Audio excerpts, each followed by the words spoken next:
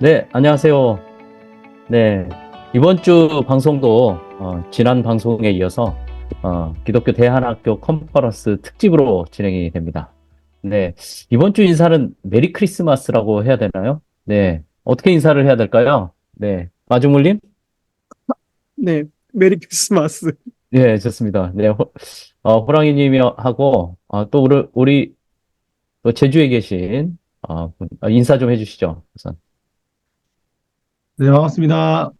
오늘은 패널 겸 또 게스트로 온, 네, 권오희 목사님 반갑습니다. 네, 제가 원래 닉네임이 뭐였죠?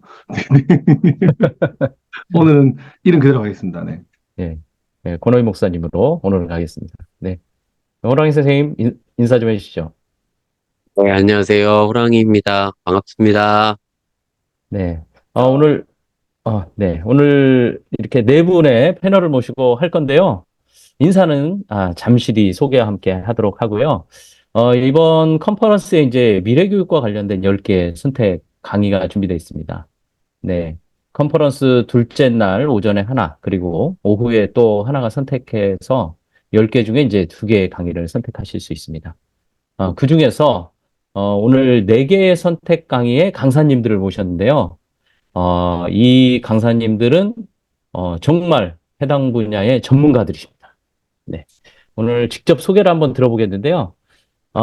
지금 현재 소속이나 하시는 일에 대해서 간단히 말씀해 주시고 근데 이제 제가 그렇게 하기에는 너무 이제 나드리는 것 같아서 제가 간단하게 소개를 드리고 그 부분부터 이렇게 얘기를 해주시면 좋을 것 같습니다. 먼저 박양규 목사님, 예, 교회교육연구소 대표로 계시고요. 저는 제가 본 것 중에 그 유튜브 채널에 이게 있더라고요. 우리는 나니아로 가는 옷장을 만듭니다. 나니아는 성경을 얘기하고 옷장은 콘텐츠 이렇게 얘기를 하셨는데 너무 인상적이었습니다. 네, 박양규 목사님 소개를 해주시면 좋겠습니다. 네, 반갑습니다. 박양규 목사입니다. 교회교육연구소 대표로 있고요. 소명학교 10년째 몸을 담고 있습니다. 삼일교회에서 교회교육을 총괄을 했고요. 예, 이렇게 또 여러분들과 만나게 돼서 진심으로 기쁘게 생각을 합니다. 방금 말씀해 주셨던 것처럼, 네, 우리가 C.S. 루이스의 나니아 연대기를 많이 아실 겁니다. 그래서 나니아 속에는 마녀도 살고 아슬란도 살고 성경에 많은 내용들이 담겨 있지만 제가 교회교육 현장에서 느꼈던 것은 그 나니아로 가기 위한 옷장을 우리들이 얼마만큼 만들고 있는가 하는 부분들에 대해서 되게 고민을 많이 했었습니다.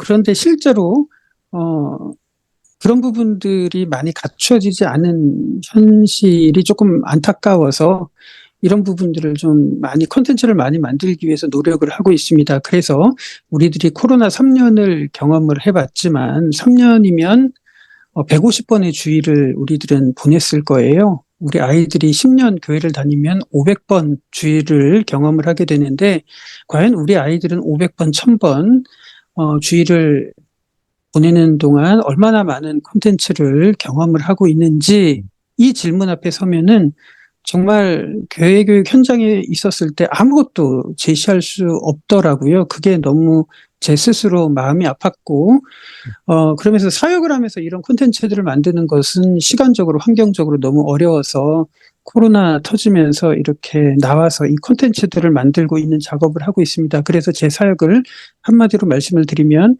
우리 아이들 10년, 500주 교회를 다니는 동안 500개, 1000개의 콘텐츠를 만드는 것을 목표로 이 사역을 열심히 하고 있습니다. 네.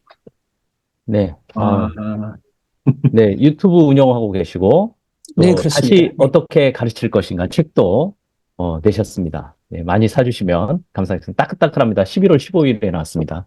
네. 다음으로 이수임 교수님, 까칠 교수라는 유튜브 운영하고 계시고요. 또 아신대학교 교수로 섬기고 계십니다. 네, 소개해 주시죠. 네, 반갑습니다. 저는 이수인 교수고요. 오늘 말씀 듣기로는 그냥 편하게 카페에서 이야기하는 분위기다라고 얘기하셨는데 굉장히 격식을 차리면서 지금 진행을 하고 계셔가지고 조금 네, 이야기와 다르지 않나라고 하는 생각을 살짝 하고 있습니다. 네, 저는 그냥 편하게 수다 떨도록 하겠고요. 저는 네, 기독교 교육과 미디어 학과 지금 교수로 있습니다. 저희 학교가 네, 여러 가지 과정을 좀 겪었어요. 제 전공은 이제 기독교 교육인데, 네, 우리가 이제 기독교 교육을 가르치고 그러다 보니까 특히 이제 코로나를 지나면서, 근데 사실 그 전부터 저희는 그런 고민들을 좀 했거든요.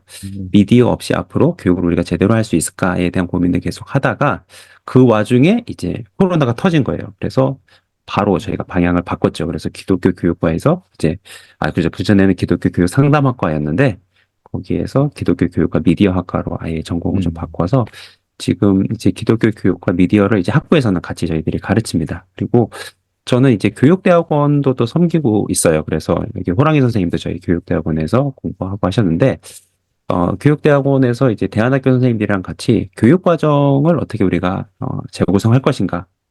그러니까 우리 모든 대안학교 교사들의 좀 고민이잖아요. 그래서 어떻게 기독교 세계관에 기반한, 교육과정을 잘 설계할 수 있을까.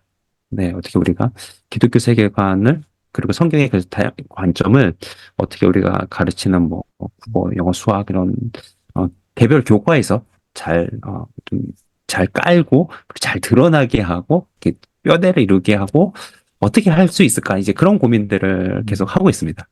네, 하여튼 오늘 만나게 돼서 반갑습니다.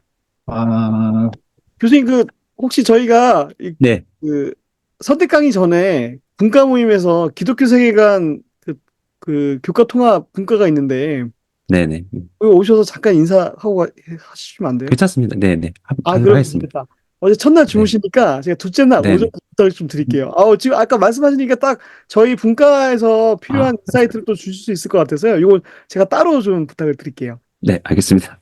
네, 이수인 네, 교수님도 이렇게 공적인 자리에서 이제 거의 뭐 목에 칼을 겨누고 뭐 들어오라 그러는 약간 그런 느낌이에요. 네, 저희는 거절할 수 없게끔 네, 맞아요. 저희는 기회가 있으면 탁월한 무조건 추진력이 있습니다. 섭외합니다. 네.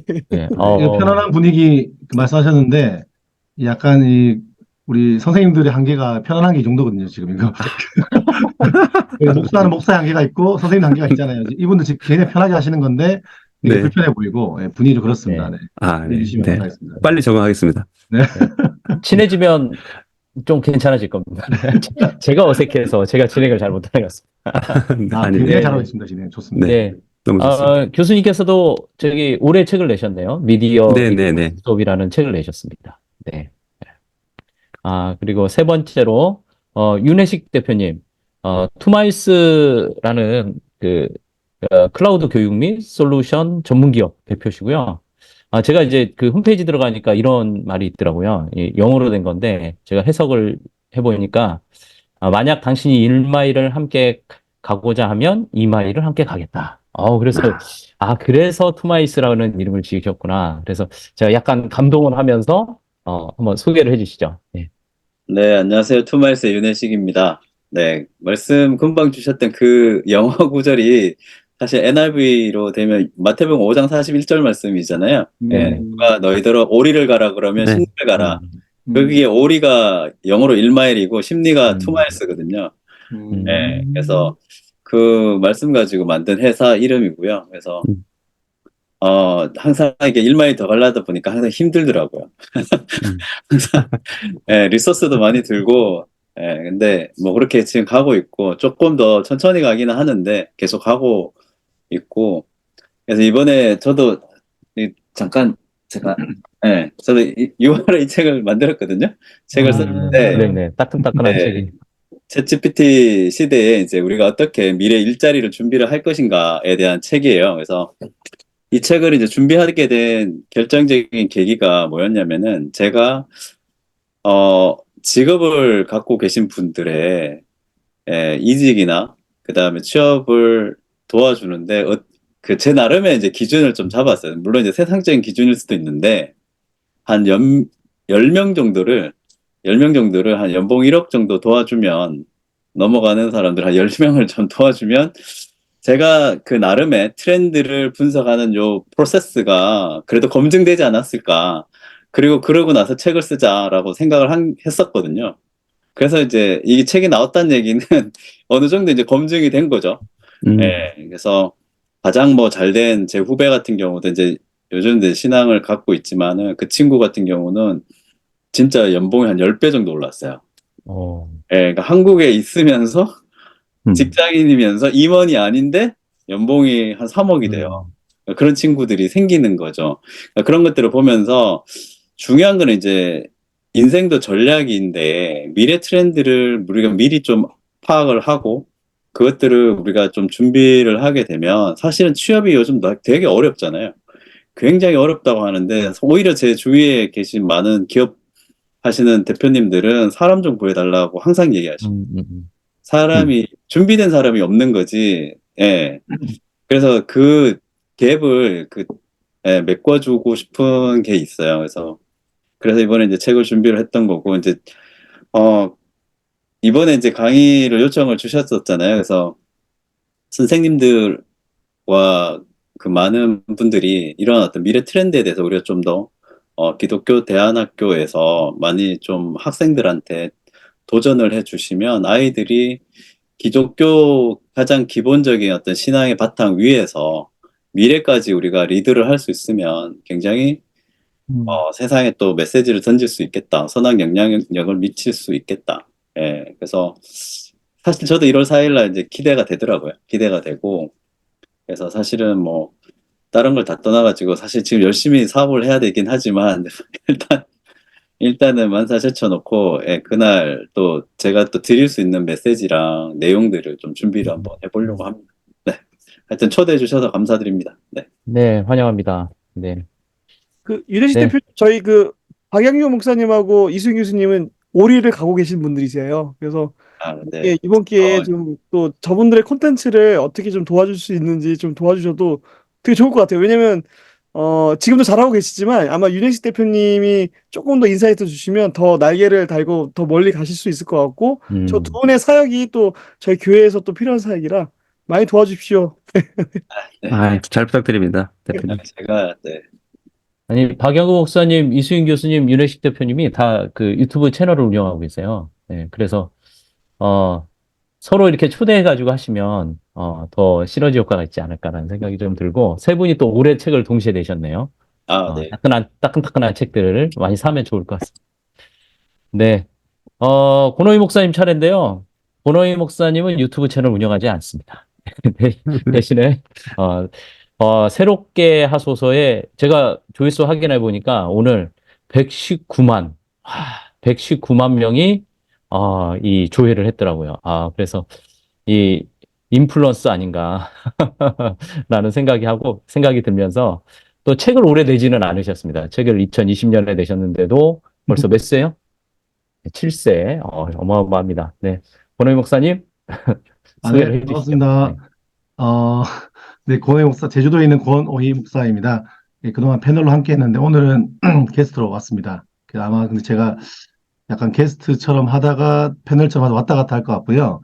사실 저는 이번에 그 기독교 대학교 컨퍼런스 저도 처음 참석인데, 우리 마종물 선생님께서 저를 강사로 집어넣었어요. 그래갖고, 지금 올해 가장 지금 어려운 강의라고 생각하고 있습니다. 여기 지금 전문가들이 나와 계신데 제가 할 일은 아닌 것 같은데 계속 좀 발을 빼보려고 이런저런 핑계를 댔는데도 약간 이게 해야 되는 그 분위기라서 일단 저는 미래에 관심이 많고 그래서 이제 사례 중심으로 해달라 말씀하셔서 우리 대안학교 중에서도 그 작은 대안학교들이 앞으로 미래 교육이라고 하는 어떤 기독교적 기반 안에서 미래 교육이라는 것에 대해서 어떤 관심을 갖고 제가 좀 제목을 그렇게 생각해봤거든요. 자충우돌 미래교육 학교 이야기 그런 거 있잖아요. 약간 이거 해보고 저거 해보고 시도해보면서 도전해보고 아이들한테 이렇게 하나하나 적용해봤던 그런 시간들을 나눌 수 있는 시간인 것 같아서 그래서 저에게도 정리해보고 또 오시는 선생님들께도 같이 고민 나눠보는 시간이 되었으면 좋겠다고 생각하고 있고요. 여기 오신 게스트분들 저는 뵙게 돼서 너무 감사하고 조만간 때가 되면 제주도에서 다 만났으면 좋겠습니다. 네. 초대하신 거죠? 네. 네. 네 분 환영합니다. 네. 네. 그럼 사실은 오늘 다 강사님들이 그 컨퍼런스 때 하실 내용들을 얘기를 하시면 들으시지 않거든요. 그래서 아주 흥미있는 얘기들만 잠깐만 얘기를 해주시면 좋을 것 같습니다. 먼저 이제 오늘 초대되신 분들을 좀 알아야 좀 선택을 하실 수 있을 것 같아요. 그래서 이 네 분이 자신의 가장 큰 장점, 그리고 가장 자랑하고 싶은 자신의 업적이 뭔지 어려운가요? 네, 장점과 업적에 대해서 한번 얘기를 들어보는 시간을 가지면 좋겠습니다. 네, 순서는 이렇게 하겠습니다. 이수인 교수님 먼저 하시고, 그리고 윤회식 대표님 하시고, 권호희 목사님 하시고, 박양준 목사님 이 순서대로 자연스럽게 한번 가보겠습니다. 네, 이수인 근데 교수님. 네, 네. 저는 오늘 이 질문이 제일 어렵더라고요. 업적이라 그러셔가지고 기절하는 줄 알았어요. 아니 업적, 유튜브 채널 아닙니까? 까치 교수 되게 유명하잖아요. 다른 사람도 아니, 해줘야 되는 거 아닙니까? 저는 뭐, 까칠 교수 그 유튜브의, 애독자로서, 말드리자면, 제가 봤을 때는 지금, 기독교계의 그 가장 트렌디한 교수님이 음, 아니신가. 신학교에.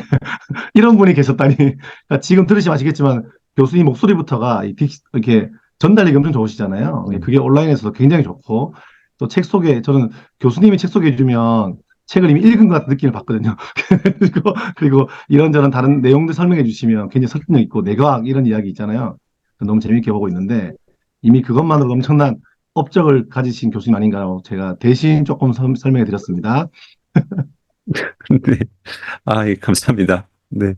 아, 근데 만약에 이제 제가 죽을 때 만약에 묘비에 이수인 그러면서 유튜브 까칠 교수를 하다 뭐 이렇게 남는다면 음, 사실 그것보다 더 큰 업적을 세워야 될 것 같은 약간 그런 기분이긴 합니다. 네. 그렇긴 한데요. 아무튼 네. 어차피 첫 번째 질문이 제일 어려웠어요. 개인적으로 저는 제일 어려웠고요. 제 장점은요. 제가 정말 많이 생각을 해봤는데요. 제 진짜 장점 중에 하나는 잘 배우는 겁니다. 네, 제가 진짜 잘 배웁니다. 그러니까 배우는 거가 특기입니다. 네, 그리고 빨리 배우고 잘 배우는 거, 네, 그게 제일 특기인 것 같아요. 그래가지고 뭐 새로운 거 이렇게 다양한 것들에 관심이 많은데요.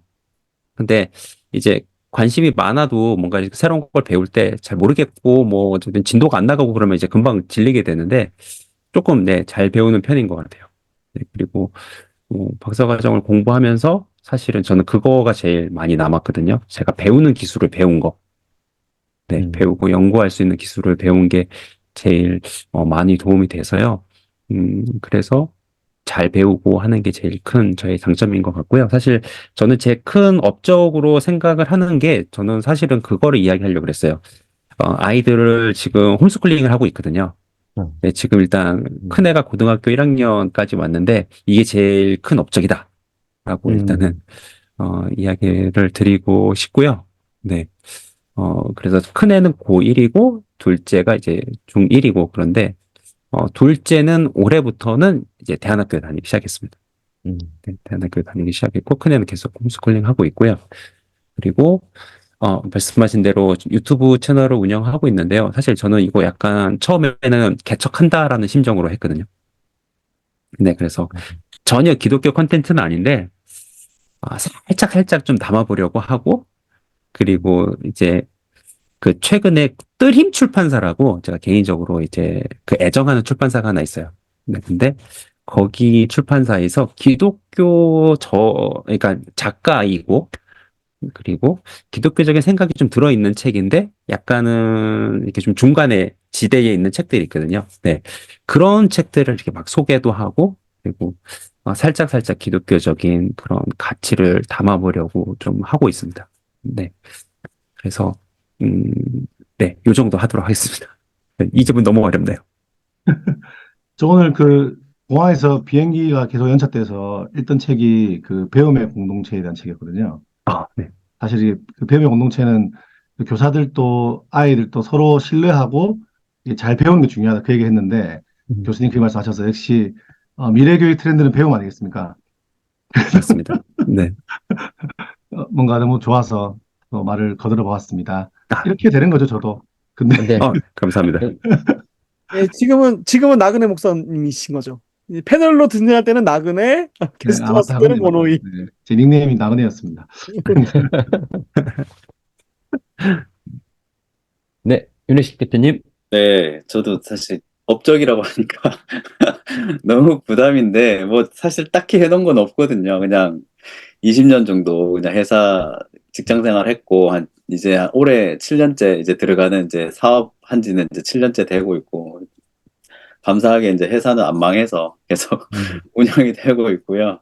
예, 은혜로 되고 있는데, 그냥 뭐 업적이라고 하면은 사실 다른 것보다 뭐 많은 것들이 뭐 얘기 자잘하게 뭐 할 수는 있겠지만은 그냥 제 나름의 그래도 한 10여 년간 고민하면서 이번에 이제 책 나오면서 트렌드를 보는 방법을 나름 정리한 거?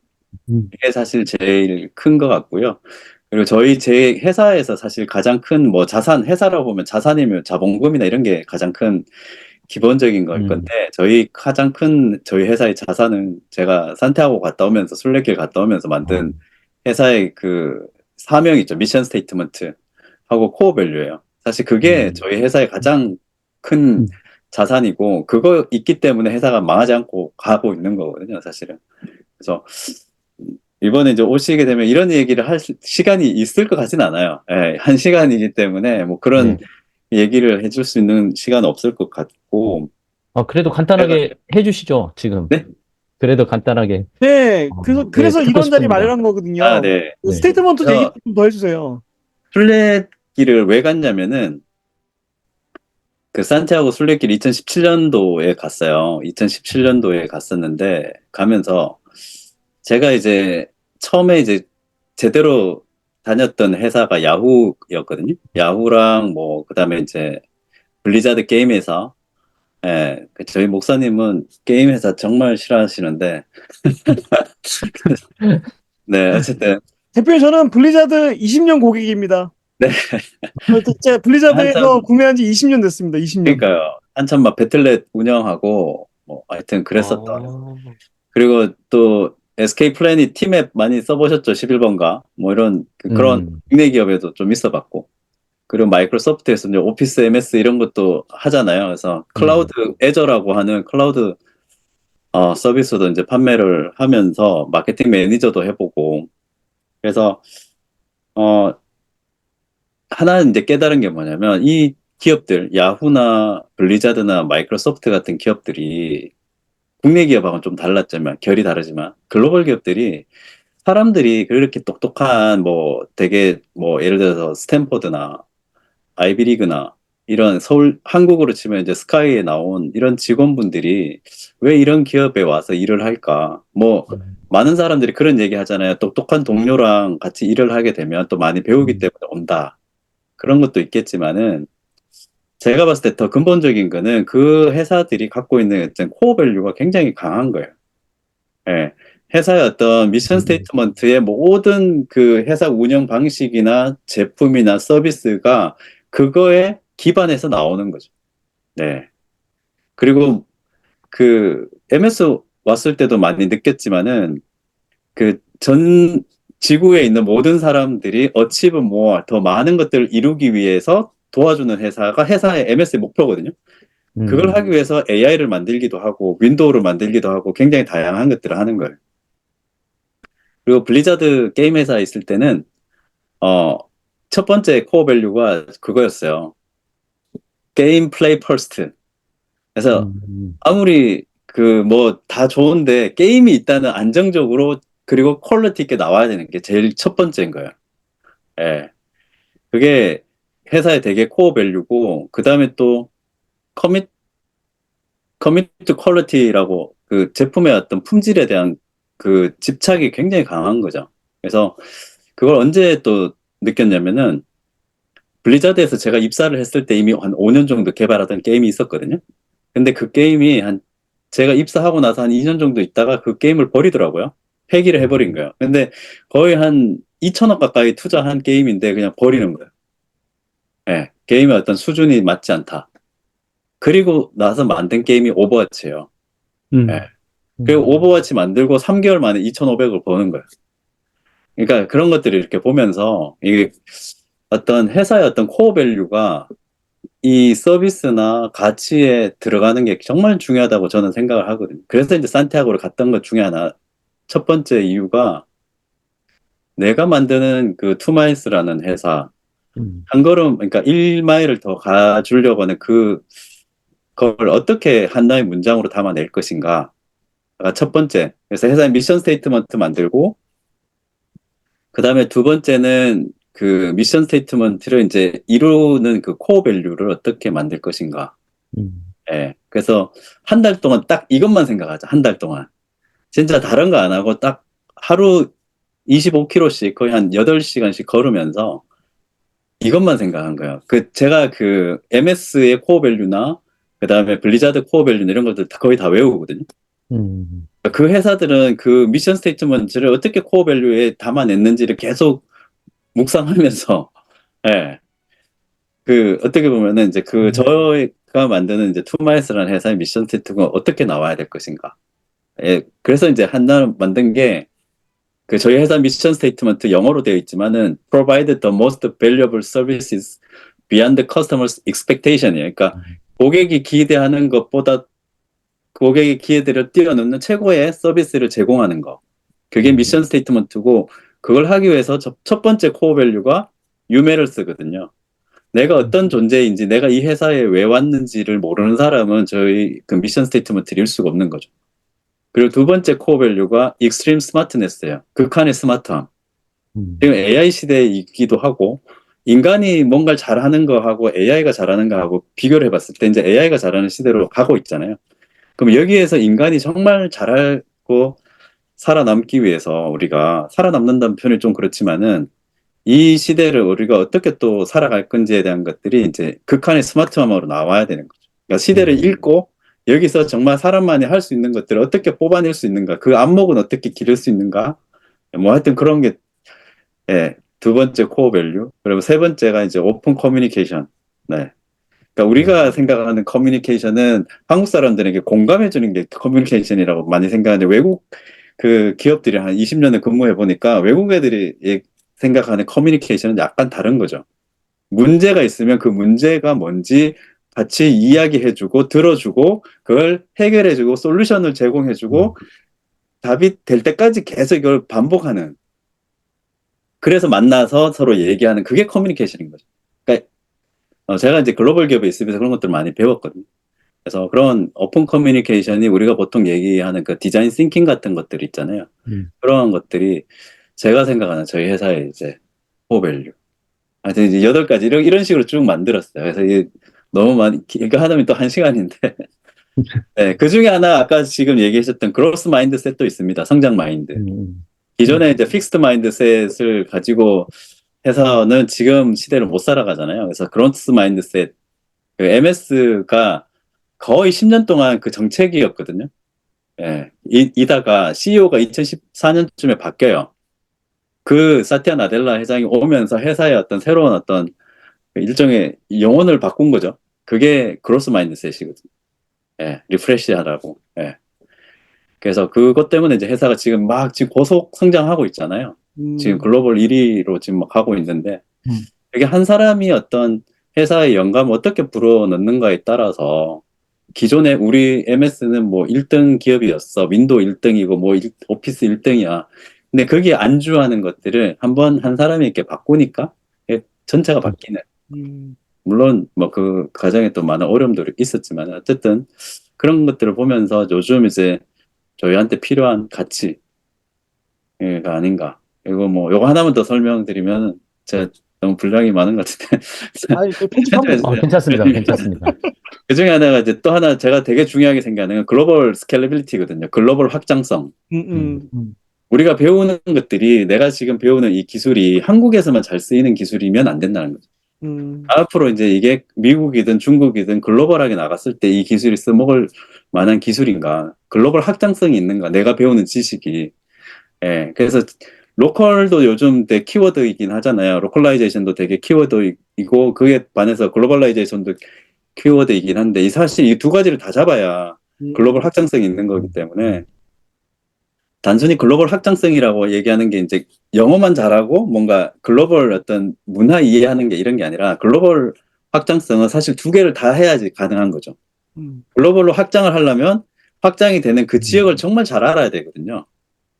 예, 그래야지 거기에서 뿌리를 내려서 이게 확장이 되는 거지. 내 거 되게 좋아. 전 세계에서 제일 좋은 제품이야 할 거 딱 푼다고 해가지고 이게 글로벌 확장이 되는 건 아니거든요. 아무튼 그래서 이제 산티아고 갔던 이야기가 그런 거예요.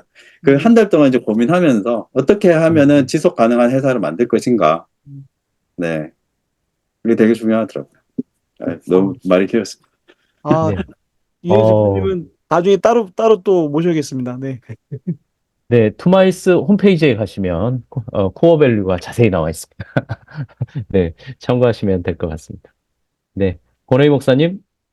네, 저는 산티아고는 못 걷고 제주 올레길을 좀 걷도록 하겠습니다. 그래서 올레길을 아니, 걸으면 산티아고 근처 갔었잖아요. 바스크. 네, 갔었죠. 네, 바스크 갔습니다. 네, 저 올레길을 걸으면서 우리 나무하수 학교가 지속 가능한 학교가 될 수 있도록 고민하도록 하겠습니다. 그 업적 얘기하시는데 저는 한 가지는 그런 것 같습니다. 업적이라 하긴 좀 그런데 저는 어릴 때 학교에서 잠만 자고 학교가 너무 재미가 없었어요. 그래서 언젠가 시간이 된다면은 재밌는 학교를 하고 싶다, 교장이 되고 싶다 생각했는데 아무도 안 시켜주길래 제주도에서 갑자기 깃발을 꽂고 이게 학교다라고 해버렸습니다. 그래서 6명 학생을 데리고 말도 안 되게 학교를 시작했는데 지금 생각하면 그렇게 시작하면 안 된다 생각해요. 요즘에 학교 하겠다는 분들이 연락 주시면 저처럼 하면 망한다 말씀을 드리는데 일단 그렇게 생각 없이 시작했고 거의 이게 진정한 스타트업 아니겠습니까?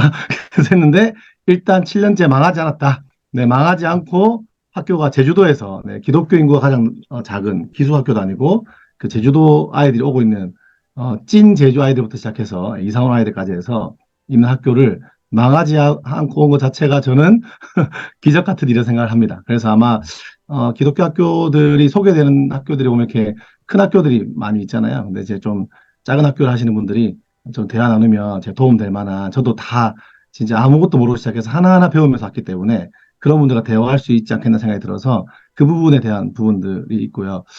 두 번째는 좀 그런 생각 해봤거든요. 저는 교회 사역을 오래 했습니다. 중고등부 사역만 이제 15년 이상 쭉 교회 해왔고, 최근에 2년 쉬었지만, 이렇게 파트부터 준전임, 전임까지 교회 사역에서 다음 사역을 쭉 했던 사람인데, 동시에 겸직으로 학교도 이제 같이 했거든요. 그래서 저 같은 경우는, 요즘 엔잡러 얘기하시는데, 네, 이제, 뭐, 책은 사실 여기 계신 분들 비하면 하나 낸 걸로, 저는 일단 책은 무조건 팔려야 된다 생각해서 글밥이 작고, 어떻게 하면 살 수 있을까를 고민하다가 일주일만 쓴 책이긴 한데 감사하게 6세를 했거든요.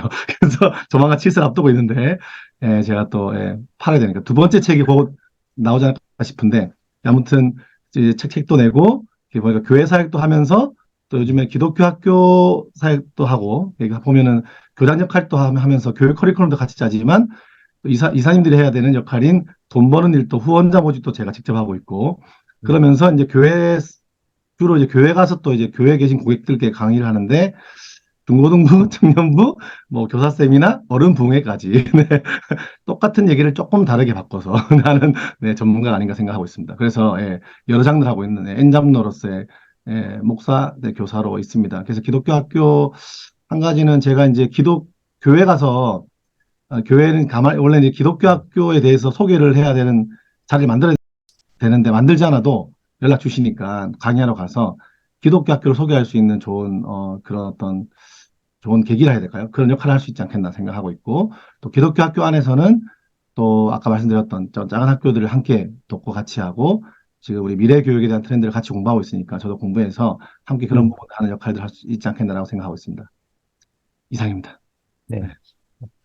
엔잡러. 네. 네, 제가 아는 목사님 같지 않은 목사님입니다. 네. 그렇습니까? 네. 박영근 목사님. 네. 장점과 업적 얘기해 주시면 감사하겠습니다. 네, 저는 업적이라고 하기는 좀 너무 미약하고요. 제 개인적인 고백을 한다면 저는 인문학을 통해서 성경을 표현하는 이런 부분들에 대해서 좀 열심히 서역을 하는 부분이라고 조금 소개를 드릴 수가 있을 것 같습니다. 왜 인문학이 중요하냐면 예술이라든지 문학이라든지 서구 사회에서 만들어진 인문학 콘텐츠들이 사실은 기독교 사회였고 교회가 지배하는 사회였지만 그 사회가 성경적인 사회는 아니었잖아요. 예, 그래서 이 간극에서 나오고 표현되는 수많은 소리들이 사실은 성경의 메시지가 담겨 있는 겁니다. 그래서 이런 부분들을 뽑아서 성경을 가르치는 것이 굉장히 효과적이고 현장에서 필요한 부분이라고 많이 느꼈기 때문에 이런 부분들에 대해서 10년 전부터 좀 고민을 하고 있었는데 개인적으로는 2016년 그리고 2018년에 터닝 포인트라기보다 티핑 포인트를 조금 경험을 했던 부분이 있다면 2016년 같은 경우에는 우리 박광재 선생님하고 하이델베르크 교리문답을 같이 쓰면서 우리 박광재 선생님이 저에게는 도약할 수 있도록 티핑 포인트를 만들어줄 수 있는 발판을 만들어 주셨는데 왜 그러냐면 우리 박광재 선생님 웃고 계시지만 저는 굉장히 큰 인사이트를 받았던 게 사실은 인문학을 고민을 한다고 하면서 그 전까지만 하더라도 이런 스탠스였어요. 가령 예를 들자면 셰익스피어 문학에 나타난 뭐 성경적인 요소 그리고 뭐 찰스 디킨스 문학에 나타난 성경적인 요소 이런 식으로 뽑아냈던 겁니다. 그러니까 이걸 받아들이는 사람 입장에서 봤을 때 이건 성경 교육이 아니고 그냥 인문학 교육인데 성경적인 내용을 접하는 이런 수준이었던 거예요. 그런데 하이델베르크 교리문답을 쓰면서 우리 박광재 선생님하고 이 선생님들 저에게 인사이트를 주셨던 게 적어도 교회 교육이면 이 위치를 바꿔야 되는 거 아니냐. 다시 말해서 십계명, 주기도문, 사도신경 뭐 이런 부분들을 통해서 이걸 가르치는데 인문학이 보조되는 수단이어야 된다. 이런 부분들을 말씀을 하셨어요. 그래서 2016년 동안 정말 아무것도 못할 정도로 왜냐하면 저의 존재를 부정하고 모든 걸 뒤바꿔야 되기 때문에 그러면서 이제 하이델베르크 교리문답을 쓰게 된 과정이 바로 그때였습니다. 그래서 선생님에게 굉장히 고마웠던 게 네, 역시 예. 그래서 되게 고마워하고 있습니다. 그래서 그러면 이제는 조금 달라졌던 게 주기도문이라고 하면 우리들에게 너무 관념적이고 추상적이잖아요. 이것을 가르치기 위해서 많은 작품들을 끌어와서 생각과 사고력을 전달할 수 있는 이런 부분들까지 지금은 조금 도약을 했다고 표현할 수가 있을 것 같아요. 그래서 그게 이제 2016년 이야기고 2018년은 좀 개인적으로 조금 한편으로는 아픔이었는데 6개월 동안 병가를 얻으면서 집에서 열심히 책만 읽었습니다. 밖에도 안 나가고 눈만 뜨면 책을 읽고 이래서 지금까지 이때를 기점으로 한 3,000권의 책을 읽었습니다. 그러면서 제 뇌가 변한다는 느낌을 그때 어마어마하게 실감을 했습니다. 그래서 뇌의 가소성이라고 하죠. 뇌 속에 뉴런이 막 연결이 되면서 좀 이게 분명히 나는 역사책을 읽고 있는데 뭐 문학이라든지 다른 분야의 내용들이 막 접목이 되는 이런 느낌들 이런 부분들이 이제 말콤 글래드웰이 말하는 뭐라고 그래야 되나 이게 갑자기 단어가 생각이 안 나는데 이런 융합들이 조금 이루어지는 경험들을 2018년에 하면서 이제 이런 형태들로 콘텐츠를 만들고 있습니다. 그래서 우리 윤혜식 대표님께서 말씀을 하신 거를 잠깐 제가 조금 코어 밸류라고 조금 표현을 한다면 저는 우리 아이들이 태어나면서부터 고등학교를 졸업할 때 1000번의 주일을 지나치는데 과연 이 1000개를 양질의 콘텐츠를 양질의 성경교육을 받아서 졸업을 할 수 있는가 이게 너무너무 중요한 저에게는 굉장히 중요한 가치이고요. 두 번째로는 지방만 가더라도 교회 교육에 사각지대에 있는 아이들이 너무너무 많은데 어떻게 하면 이런 부분들을 콘텐츠 우산을 만들어서 같이 공유할 수 있을까 이런 고민들을 하고 있습니다. 그래서 누군가는 이런 콘텐츠들을 가지고 땅 짚고 헤엄치기 할 수 있는 이런 부분들을 만들어야 되지 않을까라고 생각을 하고 있고요. 그리고 소명학교에서 되게 고마운 것은 이런 부분들을 더 접할 수 있는 장을 열어주고 신뢰해주는 부분들이 너무너무 감사했던 이유는 제가 3.1교회에서 경험을 했던 부분은 이겁니다. 학교 교육과 교회 교육은 마치 양자택일을 하는 것처럼 분리된 느낌이 되게 많았습니다. 그래서 마치 수련회를 가면 너 학원 다 빠져야 돼. 뭐 이렇게 뭐 하던 거 다 멈춰야 돼. 결단을 해야 돼. 뭐 이런 식으로 몰고 가는 경우가 너무너무 많은데 정말 교회 교육과 학교 교육이 충돌되는 것인가. 이게 어떻게 할 수 없는 것인가라는 고민들을 너무너무 많이 했지만 인문학과 독서와 사고력을 통해서 이게 뛰어넘을 수 있겠다는 가능성을 발견을 했습니다. 그래서 이 부분을 지금 매진을 하고 있는 중이고 특히 올해 11학년 아이들에게는 전 난독증을 앓고 있었습니다, 예전에. 예, 그런데 이걸 고치게 되면서 아이들에게 퀀텀 읽기라고 하는 책을 통해서 수업을 하면서 정말 아이들이 3배 이상 독서 능력이 빨라지는 것을 경험을 하게 됐습니다. 예, 그렇게 된다면 앞으로 이야기할 수 있는 부분들이 굉장히 많이 있겠죠. 그래서 교육의 사각지대에 있는 아이들에게도 이런 교육과 사고력을 전달하는 것, 이것이 제가 하려고 하는 너무너무 중요하고 숭고한 가치라고 생각을 하고요. 또 너무너무 귀한 분들과 이 자리에 만나게 돼서 너무너무 감사하고 앞으로 이런 열망들이 모여서 더 큰 부분들을 향해서 도약할 수 있었으면 하는 바람입니다.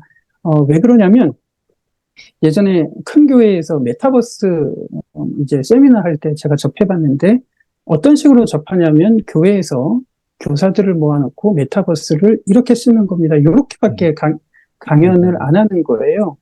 근데 저 같은 경우는 이 콘텐츠를 가지고 어떻게 이 속에서 녹여낼 수 있는지, 가령 예를 들자면 미켈란젤로의 최후의 심판이라고 하는 이 작품 하나하나를 들여다보면 신앙 고백 이야기가 그대로 들어가 있거든요. 미켈란젤로가 이제 회심을 하고 어떻게 자신의 목숨을 걸고 가톨릭에 저항을 하면서 이 신앙 고백을 녹여냈는지, 만약에 누군가 이 콘텐츠를 같이 공유를 하게 된다면 적어도 3D로 만들 수 있지 않을까?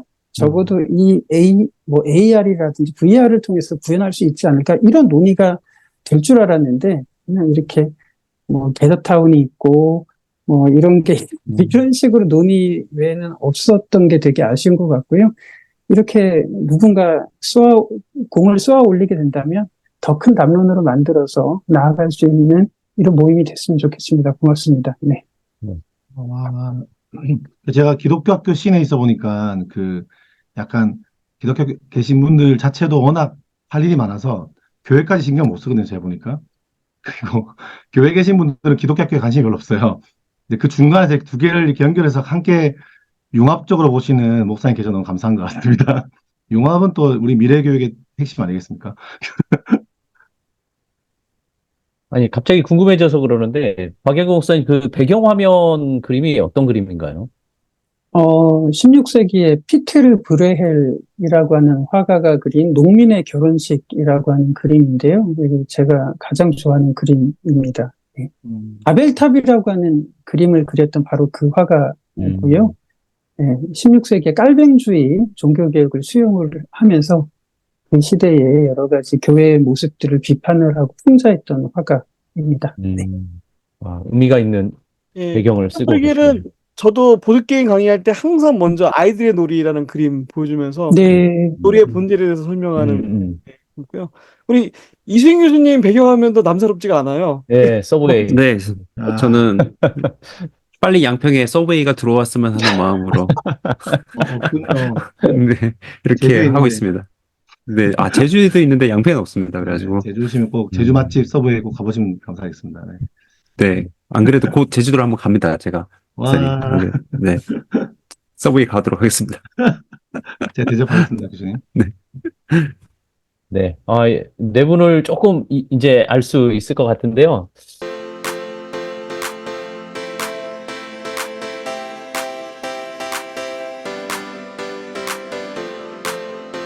업계동무 사역원을 통해서 먼저 윤 대표님 배웠었고, 그때도 강의를 들었었고, 그 이후에 한 번씩 또 교제하고, 또 우리 대표님 책도 보고 이렇게 하다가, 감사하게 제주도에 이제 강의하러 오실 때, 진짜 놀 시간도 없이, 노는 거 좋아하는데, 놀 시간도 없이, 남는 시간, 진짜 몇 시간, 2-3시간, 그 시간에 딱 강의, 해주시겠다 하셔서 학교에 오셔서 학부모님과 아이들한테 강의해 주시고, 멋지게 강의해 주셔서 되게, 강의 너무 잘 듣고 아이들도 되게 좋아하고, 약간 어려운 얘기들인데 초등학생 고학년 때 있었어요. 근데 초등학생들도 되게 좋아했어요. 그래서 이제 그렇게 이제 목사님하고는 저라도 너무 좋아서 저도 좀 너무 존경하는 좀 목사님이라 제가 사비 내서라도 제주도 만나 뵙고 싶긴 한데 살다 보는 게 바빠서 갈 때마다 그래야 이제 돼요. 제주 오시면 원래 나무와 숲에 연락 주시는 거 아니겠습니까? 네. 다 영상 보시는 분들 제주도 오시면 꼭 연락 주시면 되겠습니다. 이미 코로나가 터지고 난 이후에 사회는 굉장히 많이 바뀌었는데 교회는 먼지를 털어서 예전에 있던 거 다시 돌아가는 이런 형국이기 때문에 그러다 보니까 이런 부분들이 좀 아쉬웠고, 그리고 다음 세대 사역자들 경우에는 너무 뻔한 얘기나 뜬구름 잡는 얘기가 너무 많아요. 그러니까는 너희들 기도 많이 하면 좋은 대학 갈 거야, 공부 잘할 거야, 뭐 교회 열심히 다니거나 이번에 수련회 참석하면 하나님이 더 갚아주실 거야, 이런 뻔한 얘기를 너무 많이 하는 겁니다. 그런데 이수인 교수님 제가 만났을 때 너무너무 좀 놀랬던 게, 어떻게 아이들을 가르쳐야 되고 이 변화 속에서 이것을 어떻게 살려나가야 되는지를 고민하는 정말 유일한 우리 교수님이어서. 저도 이제 박양규 목사님이랑 한동안 연락이 안 됐다가 이제 책을 만나게 된 거예요. 근데 그 책 보고 깜짝 놀랐어요. 예. 아니, 목사인데, 동기인데, 그 뻔히 알잖아요. 그냥 제 동기들 뭐 어떻게 먹고 살고 하고 있는지. 근데 그 지식 수준과 뭐 그 교양 수준을 뻔히 그냥 다 아는 사이거든요. 그때부터 같이 하던 사이인데. 네. 예. 근데 이런 책을 낸다고? 막 이러면서.